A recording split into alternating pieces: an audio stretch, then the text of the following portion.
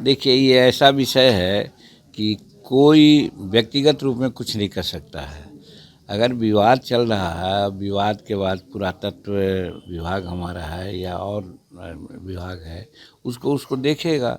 देखने के बाद जो सर्वे होता है, सर्वे के बाद जो निष्कर्ष निकलता है, उसके आलोक में कोई कार्रवाई होती है। तो क्लेम करना कोई बड़ी बात नहीं, कोई भी क्लेम कर सकता है। राम मंदिर का निर्माण होने के समय में भी पहले यही हुआ था, लेकिन फिर बाद में कोर्ट ने कहा आज वहाँ हो गया। तो मोर और लेस सभी मुसलमान के जो ये हैं मस्जिद हैं, उस पर एक से एक ऐसा दावा किया जा रहा है। तो मेरा कहने का मतलब है कि जब आर्कियोलॉजिकल सर्वे ऑफ इंडिया है, वो जांच रहा है, तो जांच करके निष्कर्ष निकालेगा। अगर उसमें सचमुच में हिंदू धर्म का कोई साक्ष्य मिलेगा तो अकॉर्डिंगली लोग उसको करेंगे। उसमें हमको कहने की क्या ज़रूरत है। हम कुछ भी कहते हैं, यही कहते हैं कि दोनों पक्ष को जब विवाद हुआ है तो विवाद करना नहीं चाहिए। आज की बात नहीं है, सैकड़ों वर्ष की बात है। पहले कहाँ लोग सोए हुए थे, आज क्यों ऐसी बात कर रहे हैं।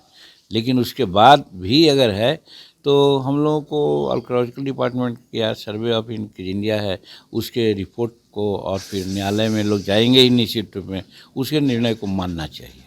सर, जामा मस्जिद को लेकर के संभल में भी झड़प चल रहा, सपा नेता भी जा तो रहा है। हम तो इससे पहले सारी बात कह दिया, आज सारी बातें हो रही है, बहुत सी बातें हो रही है। तो हमारा कहना था कि अगर कहीं कोई बात थी तो पहले से भी इस पर बात होनी चाहिए थी। राम मंदिर का मामला बहुत पहले चल रहा था, लेकिन अब चुन चुन करके हर जगह मामला उठाया जा रहा है। तो इसको हम कोई फेयर चीज़ नहीं समझते हैं। इसलिए कि जो सैकड़ों वर्ष से कहीं कोई अपना शांतिपूर्वक रह रहे हैं, कर रहे हैं और उस पर हम दावा करते हैं, तो ठीक है, दावा अगर किए हैं हम उचित नहीं समझते हैं। लेकिन अगर दावा किए हैं तो आर्कियोलॉजिकल सर्वे ऑफ इंडिया है, सर्वे करेगा और वो अपना रिपोर्ट देगा। उसके बाद मामला कोर्ट में जाएगा। कोर्ट का जो निर्णय होगा दोनों पक्ष को मानना चाहिए। संभल को लेकर सपा नेता जो अखिलेश यादव है, उन्होंने कहा है कि भाजपा सरकार जो संभल में हिच्चा की छिपा रही है, जो सच है उसको छिपा रही है। देखिए, ये विरोधियों का तो कोई तर्क ही नहीं समझ में आता है।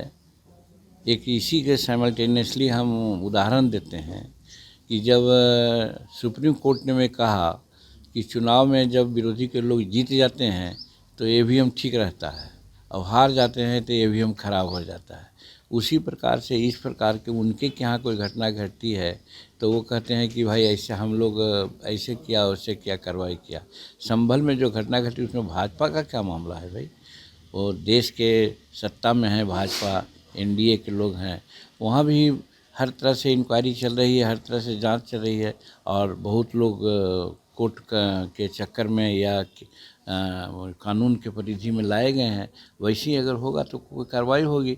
इसलिए व्यक्तिगत कोई आदमी को कहने का क्या उचित है, उनको नहीं कुछ कहना चाहिए। अगर कहते हैं तो सिर्फ राजनीतिक लाभ लेने के लिए वैसा उन्होंने कहा है। सर, लालू यादव ने कल फिर एक बार बैलेट पेपर को लेकर बोला है कि बैलेट पेपर से ही चुनाव होना चाहिए, ईवीएम से नहीं।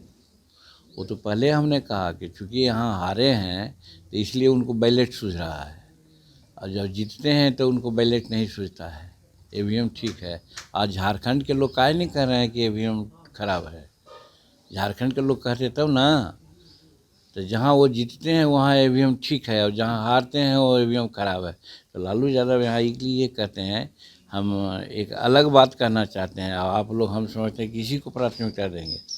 उनके पार्टी का कोई कार्यक्रम है नहीं, वो जनता के हित में कभी कोई काम नहीं किया। आज भूमि विवाद देख रहे हैं, आज बलात्कार देख रहे हैं, आज लड़ाई झगड़ा देख रहे हैं, उन्हीं के पार्टी के लोगों से 70-80% है। कहने का मतलब उन लोग लाठी भांजो और तेल पिलाओ में विश्वास करते हैं, और यही बात पर वो कहना चाहते हैं कि हमारे लोग लठैत हैं, अगर बैलेट से होगा तो बूथ लूट लेंगे, जीत जाएंगे, इसलिए वैसा वो कर रहे हैं। लेकिन ऐसा होने वाला नहीं है।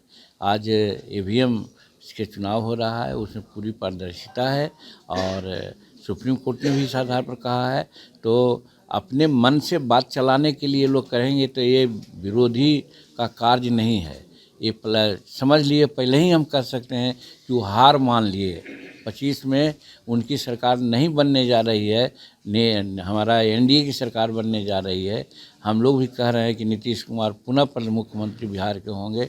इस बात से घबरा करके वो अब बैलेट पेपर की मांग कर रहे हैं। सर लास्ट सवाल ये है कि कल विधानसभा में तेजस्वी यादव ने एक बार फिर से शराब को लेकर भाजपा सरकार पर, एनडीए गठबंधन पे निशाना साधते हुए कहा कि जो भी आ रहा है उसमें बड़े लोगों पे कार्रवाई नहीं करके छुटमैया को पकड़े जा रहे हैं। वो पहले बतावें कि राजद में कितने शराब माफिया लोग हैं।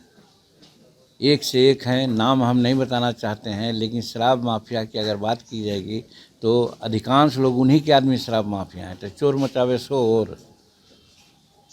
सर डिप्टी सीएम शिंदे अब के लिए शिंदे ने भाजपा को ना बोल दिया, उसमें मुश्किल में डाल दिया भाजपा को। नहीं, वहाँ स्पष्ट है, हमको जो मालूम है, क्योंकि वहाँ की राजनीति हम नहीं जानते हैं। अब 137 विधायक हैं भाजपा के, तो मेजर पार्टियां हैं, इनका 100 से नीचे है। तो वैसी परिस्थिति में वहाँ जो कोई होगा भाजपा का चीफ मिनिस्टर होगा, ये लोग मान के चलते हैं। अब उसी में कुछ इधर उधर की बात होती है, वो चल रहा है। अमित शाह जी और प्रधानमंत्री जी और जेपी नड्डा साहब सफिशिएंट हैं, इस बात को टैकल कर लेंगे। 1-2 दिन में सब निर्णय हो जाएगा। खागड़े साहब का एक बयान आया है सर कि अब जो है कांग्रेस को अपनी रणनीति बदलनी पड़ेगी, तभी कांग्रेस सत्ता में आएगी। देखिए, कोई भी पार्टी हारती है या जीतती है या कुछ होता है तो आत्मसमीक्षा होता है, पुनरीक्षा होती है।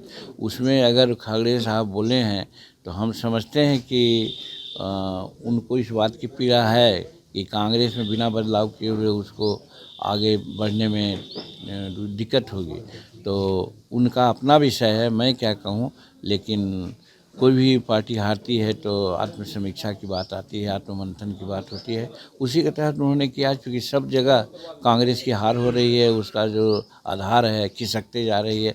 तो अध्यक्ष के नाते उन्होंने कुछ कहा है तो उनकी अपनी बात है, उसमें हम लोगों को रिएक्शन देने की क्या ज़रूरत है।